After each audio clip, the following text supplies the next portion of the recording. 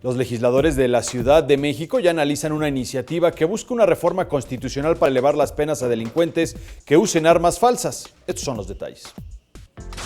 El jefe de gobierno capitalino, José Ramón Amieva, planteó una iniciativa en la que serán reformados los artículos 19 de la Constitución, 167 y 170 del Código Nacional de Procedimientos para que aquellas personas que cometan algún delito utilizando armas réplicas o hechizas se les dé prisión preventiva oficiosa. Del 100% de las personas presentadas que tienen antecedentes penales y que ocupan algún objeto o arma cuyo calibre no está reservado a las fuerzas especiales o al ejército, 50% son liberadas y pasan su proceso penal en libertad.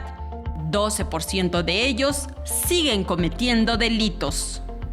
En el tema de las armas réplica, la Secretaría de Seguridad Pública, y la Policía, la Jefatura de Policía de Investigación, han realizado principalmente operativos conjuntamente con el INVEA en espacios, mercados sobre ruedas, tianguis, en donde se venden de manera abierta este tipo de armas réplica y se genera su aseguramiento. También existen algunas tiendas departamentales que venden este tipo de armas. El secretario de Seguridad Pública, Raimundo Collins, hizo hincapié que la dependencia que dirige está enfocada al robo de transeúnte, cuentaviente, casa-habitación, negocio, transporte público, así como contra el narcomenudeo.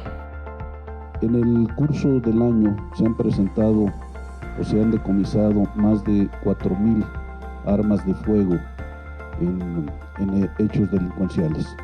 De estas, solamente en armas réplicas se han decomisado 771 armas réplicas. En las imágenes, Javier Cordero, Saray Mariscal, 21 Noticias.